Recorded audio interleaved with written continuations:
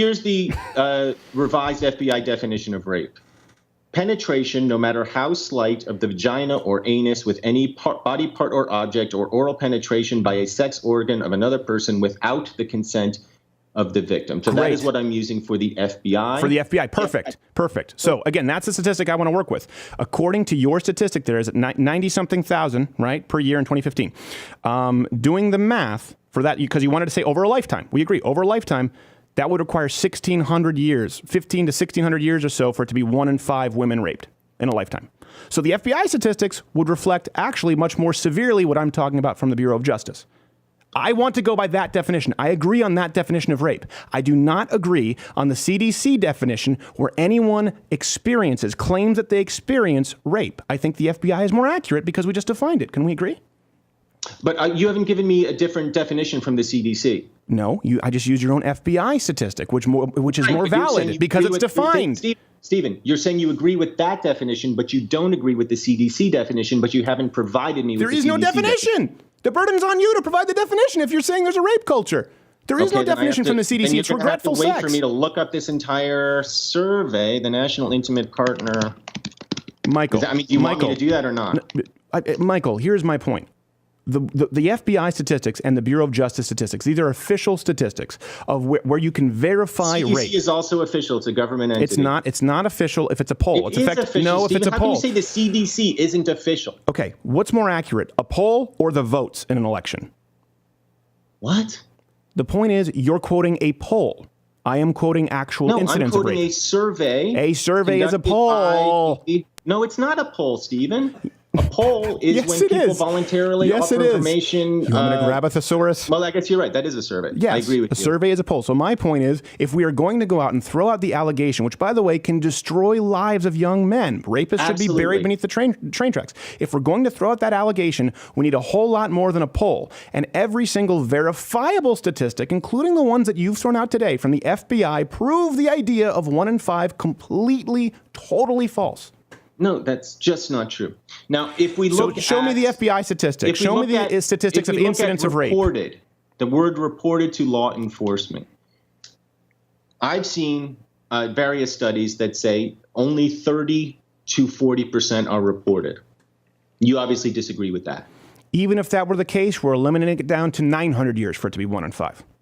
I mean, it just doesn't add up. It just doesn't add up. And here's the thing, everyone, you're going anecdotal. No, let me finish here. You're going anecdotal, and everyone watching this knows that not 1 in 5 women they know are raped. And do you know how I know? My wife right now as we speak, right now as we tape this interview, is at a crisis pregnancy center where she volunteers. She knows these statistics through and through, and she has to report it when rape occurs. This is what she does. This is what the FBI does. And the statistics that you have given us today, when we have defined actual rape on which we agree, the FBI or Bureau of Justice, the CDC is a poll, nowhere can you prove that there is a 1 in 5 chance of rape, 1 in 5 incidents of rape. Thus, there is no systematic rape culture. Okay, so let's say you're correct. I'll grant you that you are absolutely 100% correct. What is the correct number of women who are raped over the course of a lifetime? Yeah, it's about 0.03 in 5, 6.1 per thousand.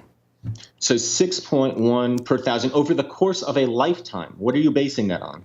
I'm basing it on the statistics that you've given me from the FBI and the Bureau of Justice statistics that specifically relate to campus. So, you're going to ask me to do math, which is going to be difficult for me. 90,000 rapes in 1 year. We have a common ground. Law enforcement in 2015. If we agree that half of rapes are reported, 40% of rapes are reported, what do you think it is? Let's say that. I don't agree, but let's say that for the sake of argument because I want you to do this math live on air. I don't think it's going to turn out too well for you.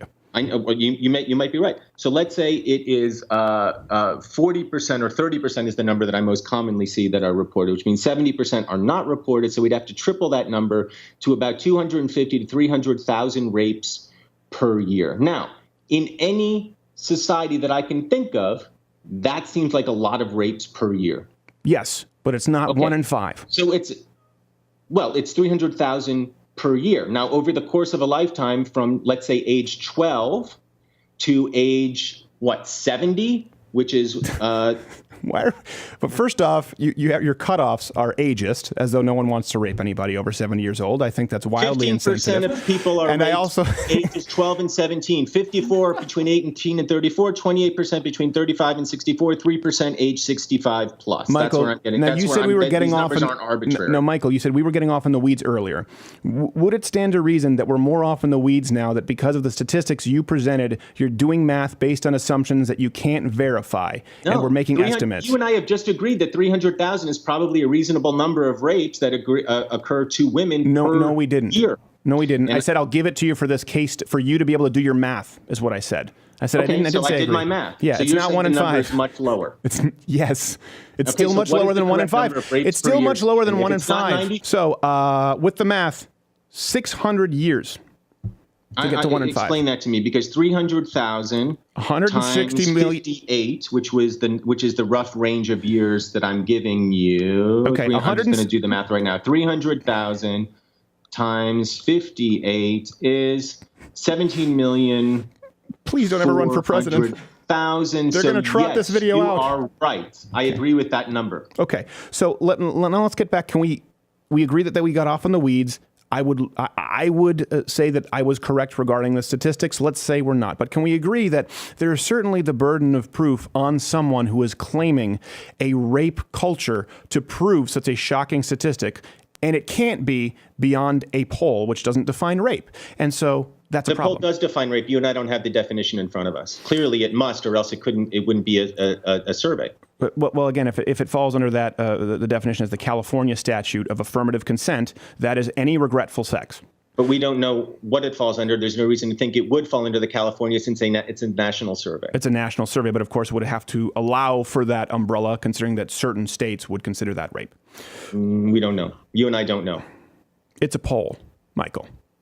Let's say that. It's a poll which is these are not relied upon as evidence, as the same as reports and incidents from a Federal Bureau of Investigation, from the FBI or from the Bureau of Justice. Well, but it's not as reliable. To get their statistics, so to say that there is a rape culture, again, the issue at large is... The survey from the FBI is also a poll, according to your definition. No, it's not. They get their numbers from the different states which report. No, it's not, Michael. Yes, it is. That's how they get it. They get it from incidents of rape that actually are reported criminally. Yeah, from each state. Yes, would we not agree that is even if you say only 40% of rapes, as we gave you, even if you say only 40% of rapes, which I don't agree to, but I'm giving to you for the sake of argument. I'm saying that's a very high estimate of the number that are reported. Well, not if you consider people like Lena Dunham who come out and claim rape and then we find out that it's verifiably false. But let's assume 40% of rapes are reported. You haven't found that out, and you haven't presented any evidence that's verifiably false. What you're doing is you're denying her experience. First off, I believe in a system of law. That was my original intention in writing holy shit the video, because what you're doing is you're denying something that she experienced, and you have no idea. Well, the burden of proof is on her when she's making an allegation of crime. She did not. She made an allegation of a personal experience. She said she was raped. She didn't make an allegation of crime, as I said. Holy crap, Michael! If you say I was raped, is that not a crime?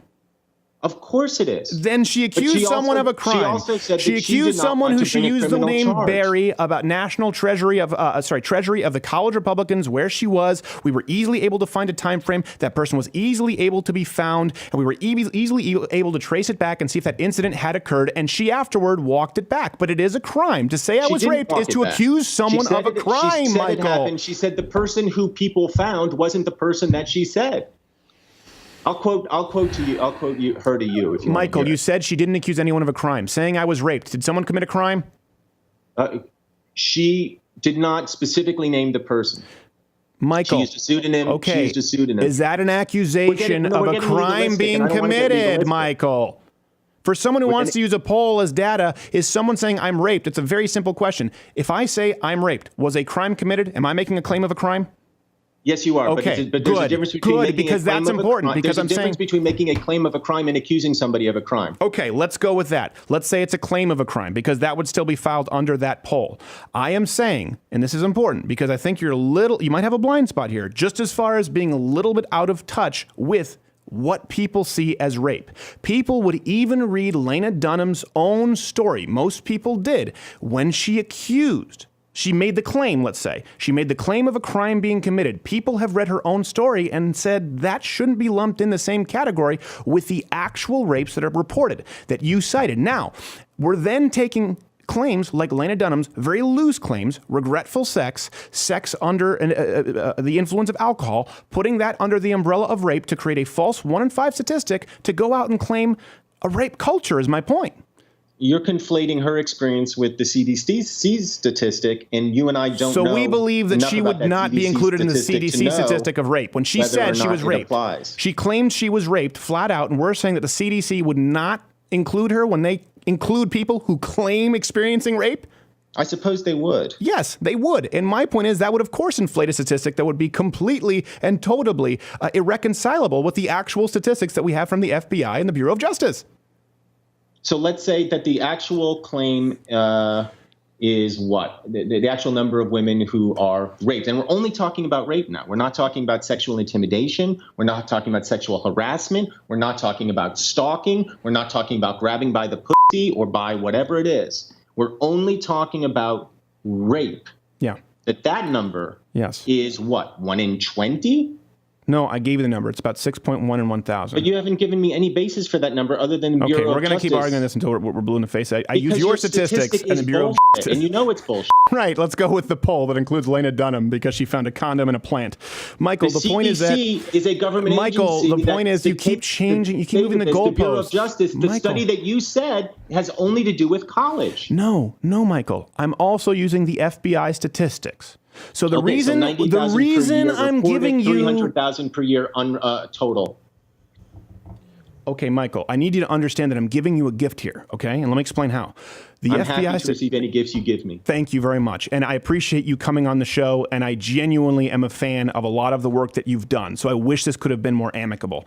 I am using your statistics, the FBI statistics, which are very unforgiving to your stance, okay? In using the Bureau of Justice statistics, which would actually be more lenient on definitions of rape because it would go by college reportings of rape, not even federal reportings or criminal reportings of rape, but girls on college campus who report rape. That would be to who? It could be to a governing student body, not just a branch of the United States government or state government. Again, that statistic would be more generous to your argument than the FBI statistic, and it still is nowhere close to 1 in 5. We have no statistical evidence whatsoever outside of one poll from the CDC, which isn't defined, which includes definitions of rape, which most Americans agree aren't rape, to prove that we have a rape culture. And so my point is, when I go out and I make a video citing these exact statistics about rape culture, and you respond, holy shit, it's appalling, the burden on you is to prove it. I don't believe you've done that effectively today. Hey, if you like this video, subscribe by clicking the button that says subscribe. If you're not aware of it now, there's no way you're learning the internet at this point. I'm not going to help you. But this was clipped from my daily show, available exclusively to louderwithcrowder.com/mugclub members. If you're a student, military, or veteran, enter in that promo code. It's less than $6 a month, and you get daily content. No more clips, plus this hand-etched mug. Oh, when I feel it, I got a chill like on the inside.